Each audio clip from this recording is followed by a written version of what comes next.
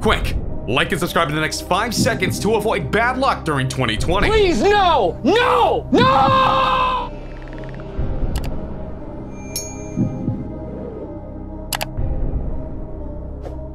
Bugha, I'm sure he wants to have a big performance here today and show how good he really is. As Scope trying to show how good he really is here, and he does. Takes down Cracked. Bugha is on one right now. He's hunting for the elimination. Yes, he's going to find one onto Zombie, who's trying to rotate out. Another eye spotted, though. Much recyclable utility. We just see it as like a bounce house, but finally some players actually popping them out. We see someone. The 50-50 trade with the shot. Oh my gosh. Hey, Fortnite Moments fans! Want more V-Buck giveaways? Make sure to use code BEAST in the item shop.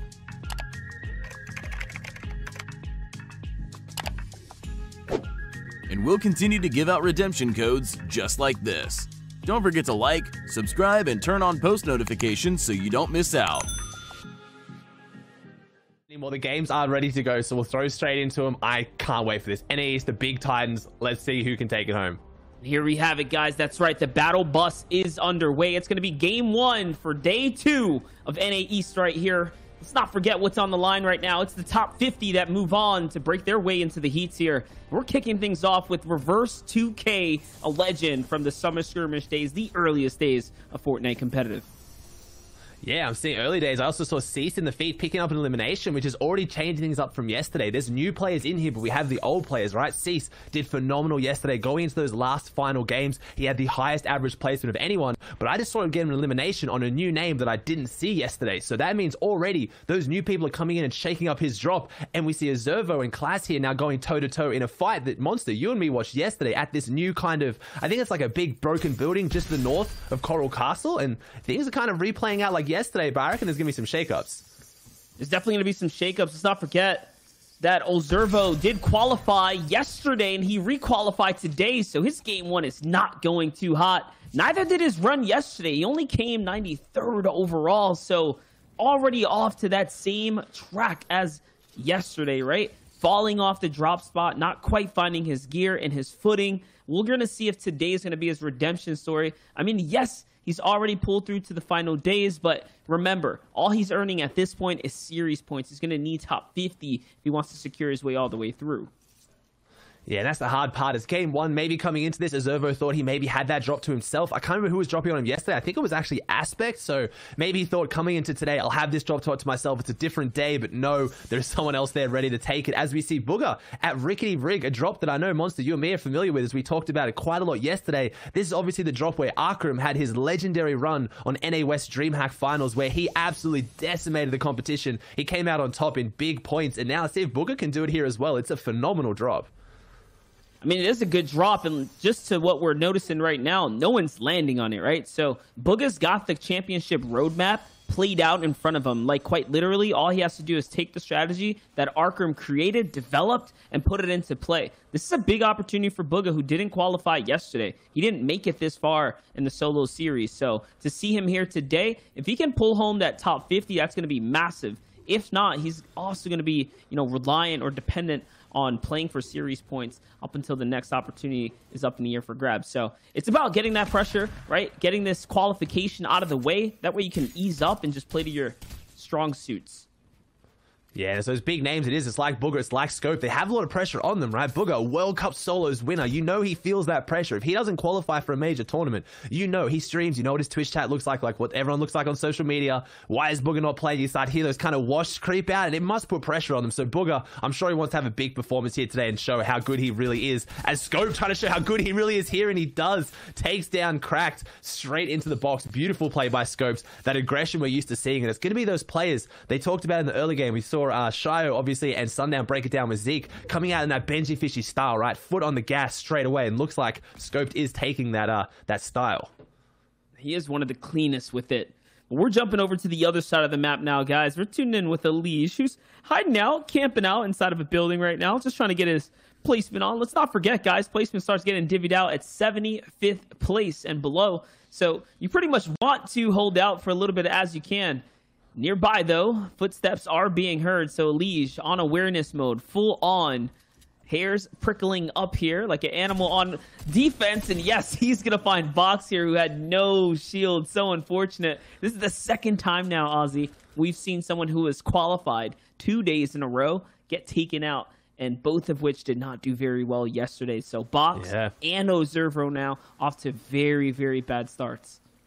And also worth pointing out there, Leash taking on maybe P-God's thing there. Obviously, P-God won yesterday. We talked about one of the Timbers guys, obviously out of South America. We also have a Leash, also out of South America there. Maybe having like, hey, P-God was here yesterday. He did really well. I'm going to give it a go. I know they've played together before. I know they know each other well. So maybe taking like a feather out of his hat, seeing how this drop spot works out. And so far, he's doing well with it. And then we're tuning back into Cease, which is pretty much just a mirror replay of what we saw yesterday, right? Monster Cease had authority on lockdown yesterday.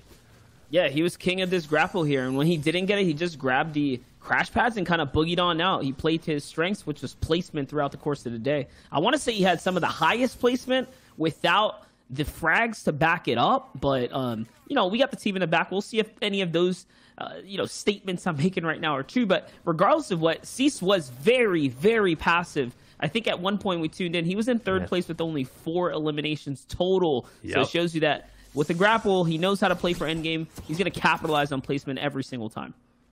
Yeah, I think it was either going into game 4 or 5. He had an average placement of 7.5. So you got to think 4 or 5 games of the most stacked lobbies in NA East, and he's averaging a top 8 finish. It was incredible. And because of that grappler, because of that utility, that one mythic item that no one else has, he was able to make those end games consistently and not need to go for those elimination refreshes that a lot of other players do, right? So he had that grappler. We saw how good he was end game, using the grapple gun to go from box to box, just keep moving forward, not using those, you know, 100, 200 mats that other players maybe need to go forward. So he didn't need those refreshes. He is playing perfectly to his style. And just to put the difficulty of this entire tournament in perspective for you guys, only 50% of the top 10 from yesterday, which is 5 players, re-qualified for today. So players that literally took the victory yesterday, like P-God, players that came second, like Bucky, they didn't qualify for this series today, right? They didn't make it that far. They could not get it past the second qualifier. So it just shows you that the nature of the lobbies are very stacked. The competition is high, and we're looking at the actual top percentage, the percentile of NA East in action right now. And if you're just tuning in, this is game 1 here. So we're in for a long, nice set of games right now. Yeah, we got those 6 games to really flesh it out with a point format that does reward consistency. I know those 7. Oh, Stowe cut off my thought process. Stowe, has he not seen him? He hasn't seen him. He gets beamed down, 93 damage. Did not see the player, but never mind. Hits back with a shotgun. Stowe puts him on the back foot. Now they're both going to have that breathing room, and that shot is so important. If someone beams you up and they start to aggressively push on you, landing that shotgun shot that's going to push them back so you have time to get your meds off. But no, never mind. The hunter has become the hunted. Stowe gets in here. This player is low. He takes him down. Lee Will goes down here to Stowe, and that was such a clinical finish from him. Stowe reacted a bit slowly to the shots, got the builds up, but then reacted incredibly quickly with the shotgun. Now he has these crash pads. You see what he's doing here. He has spare crash pads in the inventory. If you don't know how these items work, didn't quite get it right there, but if you throw the crash pad onto another crash pad, it will bounce the exact distance that you would if you jumped on it. So what he did was throw the 3 crash pads ahead to make this rotate a little bit faster, and then refresh with the remaining 3 crash pads. It's all about getting to the zone as efficiently as possible, because as you can see here on your mini map in the bottom right, there's quite a few people waiting for him when he gets in. We see that little yellow marker out there in the zone on the right. That is him. That's true, and good point here. Someone who's right outside the outer edge pose here is going to fat Cal with a couple beams. You see how that burst rifle can put in some serious damage, especially with the upgraded fire rate. Hold up, someone's trying to play Loot Goblin here, though, looking to snatch up some of what isn't his, using that harpoon. One of the most underrated in the solo setting, and you're seeing it put to use here just a little bit. I want to say he managed to snatch something out of this, but it's all right. Pose still is going to manage to secure the bulk of the loot. And with the refresher, yep, he's able to build in nice and safe, give himself a nice comfortable tarp on the way in, possibly save or build his entire way in because they were very close in the zone. Stretch making his debut here in the final stages of qualification towards heats now. And it looks like he's losing this fight here to Susumu Uemori. He's on the back footing from what we saw just tuning in from the wide shot there. He only had about 20, maybe less or so HP. Zone at their back as well. Stretch obviously dropping at Misty Meadows. He takes that kind of eastern side of Misty Meadows, and he did so well at a DreamHack NAEast finals. Ended up winning at that drop spot. So like I said, first time we've seen him here in the FNCS final situation with a chance to qualify for heats. He actually came in at 100th. So it just shows that, again, we've talked about how fierce this competition is. He's managed to win a stacked tournament with a very similar format and then wasn't able to qualify even into finals yesterday and only just qualified into finals today. But he is one of those players that really shines in these stacked lobbies. If he can try and maybe get through this rotation, I think he's going to have a consistent day. But maybe, again, the preparation that goes into this is not quite there. DreamHack, they had that ability to look at who qualified, who's dropping where, who's near me. With today, we touched on it yesterday, Monster. They go from their heats, they go from their semifinals straight into this finals with an hour break. There's not really a lot of time to figure out that gameplay style. So maybe Stretch is going to have to adapt a little bit today and change up the style that has worked for him so well in the past. Yeah, it's about being flexible. That limited amount of time you have to actually study who's making it on in, who's going to be at your drop spot is the make or break difference. If someone, or if your drop spot just so happens to be contested, that's a difference maker. We know that having that little bit of freedom in the early game can be the difference maker into securing your way to grand finals. But we'll see, though. Stretch is one of the few players that has a very strong mentality and the game style and play to back it up. But on the other perspective here, Elise, who caught the cheeky first one onto Box, is now going to find a second onto Sprays. That's such a good find for him. 2 strong points here for the Timbers, Elise. I want to Sprays there as well, going really aggressive for what is an airdrop. I would have liked to maybe see what his loot was going into that fight, because that's a very questionable push, I'd say. Like, I wouldn't expect a lot of players to make that push. Someone built up on top of an airdrop, you have no information on their health or meds or what situation they're in, and then just aggressively pushing them for, I guess, what is potentially a guaranteed airdrop and maybe something else you might need, maybe some meds. But Elish making quick work of him now, and Elish is going to go into this endgame with 2 types of rotation. We've been talking a lot about like the ideal loadouts. Me and Monster were talking about it a lot yesterday. And most players are sticking to what we talked about with the shotgun, the assault rifle, usually crash pads or peppers, and then 2 forms of meds. But here we have Elise running 2 forms of mobility, so he's only got those 2 minis spare, unfortunately. But if he can use that mobility that he's carrying properly, he will avoid that damage and not need the meds. So it's going to be about playing smart here for Elise, because if he gets shot too many times, if he takes too many tags, he is going to be looking a lot worse very quickly with only 2 minis. I love that he just sit there and thought long and hard whether or not he wanted that compact, and ultimately he's going to end up leaving it for more of the other tools. But Kanata is on pressure here. He's going to actually open up the cone. That's probably the riskiest thing you can do when you're inside of a box, but it's going to play off into his favor. These crash pads coming on through are not going to break him out, not just yet.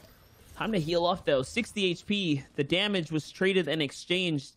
Kanata's in a point right now in the game where he possibly needs to find this frag. He probably needs to fully commit into something if he wants to bounce back. I'm not sure if the passiveness is going to be able to play off here. He's only 89 damage above the Storm Surge, so this time around he should be A-okay. But moving into the deeper trenches of this game, he's got a serious threat on his back looming right now. Take a look at this. I thought he was looking to find a massive find here. That's huge. I thought he was kind of tarping over there to go for like maybe an elimination or an edge zone on a weaker opponent, but no, he saw those meds. Who leaves 2 slurpfish and 3 minis just lying around? Kanata absolutely blessed right now. That is all he needed to make the end game. Everything else was looking good except for those meds. As see Priyan gets straight in onto Binky with the third party coming out. Priyan just walks straight in there on the edge of the zone. Sometimes those fights are a little bit easy to close out on edge zone. It's not where you often want to take a long fight, but if you can get in, it's where those weak opponents are. And Priyan, he has the infinite chug. He doesn't have Ocean's Burst assault rifle, so obviously multiple people going for Tilla. It is that mythic drop spot more so than any that can really healthily sustain probably 4 even to 5 people sometimes in solos. So Priyan just making his way back through these tarps, but he's just got that infinite chug. It's such a good thing to have in the back pocket for these stacked games when you're trading out shots a lot for Storm Surge and you're taking damage and you can just sit back and use the meds and then they refresh. If you guys don't know how the infinite chug works, it's the only mythic medicinal item in the game. It has a, I believe 30-second cooldown or 45 Monster, but it will give you full health and full shield, and then it will regenerate and you can use it again after that cooldown finishes. I'm just more impressed with the fact that Priyan's got this to himself now. If you think about it, Dubs didn't qualify in, so this could be Priyan's day, right? You have one of the best players, arguably, in a solo setting on the NAEast region, not in the game right now. So Priyan looking to do big things here now. He's going to find Knifer. That's another notable NAEast pro right there. And that's going to be a huge drop for Priyan. What's that? His 3rd point now in the tournament, because placement has been being slowly but surely given out here. Susumu is on the other side of the barrel, though, waiting with his charged shotgun. Yeah, it's good. It's also interesting to see that he was holding the peppers, not the crash pads. I'm sure at Fortilla he would have found some crash pads, and he found some more on that elimination too. So maybe prioritizing those peppers over the crash pads, which we haven't seen too much. Kanata possibly looking like he's about to go into this box. Ooh, I saw him holding out the crash pad. I thought he is. He might be. He's going in. I don't know who this is. He gets in the box with the shotgun. Doesn't fire the charge shotgun. He doesn't get it off. That is such a misplay by Kanata. Pandush taking him down. He had the charged shotgun in hand, and it's an issue we're seeing a lot of players come into. That muscle memory using the charged shotgun. It has a delay. He charged the shotgun up. He got into the box, but I think he tried to switch weapons too quickly without actually having fired the shotgun, and that is a big misplay from Kanata. Let's not forget, Kanata was 3rd place yesterday, so his solo game is on top right now. Here's a look at Acorn, though, who placed 1st in round 2. He had the 2nd most eliminations and the least played games. He only played 4 games, Ozzy, and he qualified first place with 68 points. So 4 with the full 2nd most games. Eliminations. Yes. Wow. With a victory royale. That's a good performance by Acorn. Obviously changing up his playstyle here, rightfully so. Can't keep following that aggressive playstyle, but I've been very impressed by Acorn and Jacques, especially in duos as well, over the last few seasons. Probably one of the most consistent duos that I've seen, up there with names like Rogue Shark and Knight, that I think are just outside the cusp of being those big names, right? They haven't just had that top tier placing that really gets you the attention of the community, but playing so consistently well. So this could be Acorn's day, and we see that legendary pistol being put to use. A topic of conversation we had a bit yesterday as well, Monster. A lot of people have been talking about the pistol versus the assault rifle. That's right. That pistol making its way, man, shining on through. I think Arkham really put a big flashlight onto that, right? Illuminating the pistol in the darkness here, because it wasn't quite the favorite before, but I think now the pros are starting to see the benefits of having a high fire rate weapon with a quick recharge for the first shot accuracy. On the other hand, though, you have Aliens playing the bush here. He's going to find a little tag through, and now this is a battle on a full rotate. So the focus from the rest of the lobby is going to be high here because they're moving on into the new zone. And yes, he's going to lose one of the elims here, but now has to fully commit into the next one, Ozzy. And it's not looking too hot for him. He's going to have to back up and heal up. Yeah, the 27 builds is what I've got the issue with. He's got 3 crash pads, got the launch pad. He can make next zone if he wants to, but it's kind of a now or never situation. He gets in. He does. Uses the crash pad to go straight through the box, and COD Genesis, he did have those crash pads. You mentioned it's a very far zone, but he has a lot of mobility. He has a lot of materials, and he has those floppers too. So he can maybe take a bit more time if he gets towards one of those edge zones and wait a bit. But in these stack lobbies, this is a hard rotate. Look how many players have to make this edge. 52 people. You see them clustered around that edge. They're going to be looking around, looking for that recyclable mobility. It was a big topic of yesterday. Crash pads and launch pads have added so much recyclable utility to the game that when you use them, unless you're popping the crash pads as you go, quite often they're left lying around. So other players who don't have that mobility can follow the same rotation path that you just laid down. Players have to be careful rotating in now as Entropy here. That's a great line of sight onto the remaining of the field. This tree actually working against him right now, blocking a bit of his line of sight on the height that could be above him. And for that reason, he's going to have to shoot the guy in front. And oh my gosh, such a free pickup onto Latisse here, who only had 30 HP when rotating in. So it's going to be a big one for him. On the other hand, though, Cease already off to an elimination this time around. This is a great start. He's on a strong pace here to finish or kick things off in the right direction, especially with the grappler, especially with how much material he still has in the game. That's going to be a 2nd elimination onto Felix now. And this is a massive turn of events for Cease, who had the least amount of elims on average out of the top 5 from yesterday. He's already got 2 here, but they're such easy eliminations. One was on spawn, didn't get to see how that went down, but now he's just put himself in a great position with that grappler gun. He's just using that legendary AR. Now we're seeing Booger, and also worth noting as well, Scopes did not make that rotation as well. No matter how much mobility he had, he was not able to make that far rotation. He went down just inside that top 50, so he did get the top 75, top 50 placement, and the 2 eliminations we saw. So not a bad game, but definitely far from a good game as well as Booger. Someone looking to have a good game. 0 eliminations, but 2 points on the board from placement. Has the 3 crash pads and the launch pad. He's just cheeky. He's just looking at this Dorito code. That's a really nice peek. I haven't seen too many people do this. Breaks the launch pad, which makes this player have to be further in zone, trying to hold these players that are rotating a little bit late. He's probably going to have to drop out and use his launch pad very soon to start making this. He's only 25 above Storm Surge, and it's looking like Storm Surge might just go active today as well. Definitely in this zone, it probably will, as 30 seconds remain for 11 players to fall now. Not sure how this tower is going to crumble, but Bugha is on one right now. He's hunting for the elimination. Yes, he's going to find one onto Zombie, who's trying to rotate out. Another eye spotted, though, and someone who's trying to rotate through. That's going to be a white tag, and it's his wall. Yes, Roat's going to fall as well to the World Cup champion, and now 37 players in the game. Bugha far and ahead of the Storm Surge is not a single problem. He's going to hop over an enemy now, play that mid layer, and I think it's time to start looking up for Hype because he might have it secured here. Oh, the issue is going to be that Shockwave launcher. We saw how strong it was yesterday. Kit's mythic Shockwave launcher just comes in clutch in these end games. If you go for high ground and you don't have it, there's a very good chance you're going into zone very quickly. But the one thing I'm noticing in Bugha's kit he does not have is the 17 builds. That's all he's got to his name. Needs a bit more material. But Cease, on the other end of things, like I said, with that grappler gun in hand, 137 builds left. He is looking amazing as he just uses this grapple to save those materials. He'll play this style every day. This is a low zone with very little verticality. There's not a lot of mountains. There's not a lot of hills. He can just keep going through on ultra low right now and just save as many mats as possible and then keep grappler gunning. He's playing this mythical item to perfection.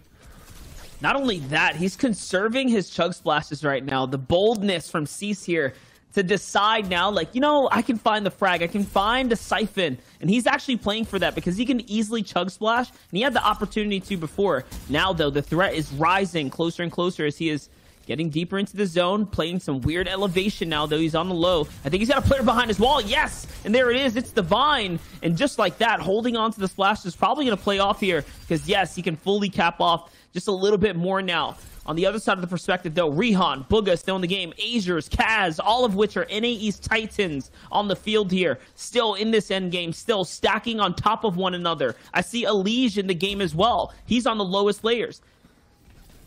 I see Stretch. Stretch has made it through. He did get out of that risky situation. He made his rotate through. Bugha on the backside, though, not someone to count out. He has an insane clutch factor as he's shooting with Aero, who has that pepper already popped and has one in the back pocket, too, so he has that increased mobility. If it looks like Aero's going fast, it's because he is the pepper, the only item in the game that increases your movement speed for a short period of time. He is just going to be using that to hook it through these boxes to go to frontside and pick up these eliminations. He also still has that compact SMG as well, so he has got a very good kit to play aggressive and pick up some eliminations. 20 builds left, though, so needs to maybe find a bit of a refresh here, and that's what he's looking for. Trying to use that speed to phase through. Goes in off the stair as well. He goes in and takes down Elige, who goes down in 13th. A great performance from him, but Aero having a phenomenal performance now on the ultra low. Trying to see what else he can do. He does. He drops in, takes down Rihan, who had no idea he was above him, or there was nothing he could do to stop it. That was massive right there. The fourth elimination. Someone who's still in the game, though. Stretch and Kaz, I can still see lighting up the feed here. But Aero with the frags, and not only that, he was able to get all the material off of it. So he is looking so strong in the low ground here. Also, one of the few with max HP and putting it to great use here. Pose is going to fall as well right after trading out for Cease. So Cease breaking his way into top 8. Can Aero do it again? Yes, he is. And it's on to Azers this time around. But it's a top 5 situation for him. It's coming down to the final moments. The edit opens up, and no, he whiffs the shotgun shot. He falls to Stowe, and we're in a 3-way situation now, Ozzy. It's Stretch, Stowe, and Keox. Keox is on the high ground. I have to think he has that Shockwave launcher because he has not lost that high ground at all. Stretch has won clutched up so many games like this. Knocked down to Storm, comes through, gets the siphon onto Stowe. It keeps him going. He has rockets. Does he go with the crash pad? He lands the shot off the crash pad. Can he make it 2 for 2? He doesn't. 10 health and no. He can't make it back into the Storm. He's just shy. And Keox wins this game on high ground. And we see the caddy launcher coming out on top once again. 6 eliminations. Everyone who made it into top 5, though, popped off. That leaderboard is going to be looking so close. No one is safe. And that is how the end game is going to crumble here. But don't worry. We have the best of the best to break it down. So I'm going to throw it over to Zeke at the main desk. Thank you guys for that. You are too kind. Of course, we got the best of the best here. It's not me. What are you talking about? Sundown, Shia Wager. We're getting ready to talk about all things that happened in that game. What a crazy ending. This feels very reminiscent of EU's games, right? We had Aero in that low ground saying 6 eliminations to start the tournament. Yes, I would like to do that. We saw that final 1v1 where, I mean, Stretch went for it, and I give props, right? Because in those situations, you have to make the plays. Unfortunately, I feel like the angle didn't quite work out for him. It was a tough angle, but ultimately, I think he was trying to use the resources he had. Let's see where it ended up landing him on the standings with that second place, because he also racked off a number of eliminations there. Yes, this 6 elims is in the second place, putting him up into second. Keox with that first place, and also 6 elims in first. And then you mentioned Arrow on that low ground run with the 6 elims in third place at 15 points right now.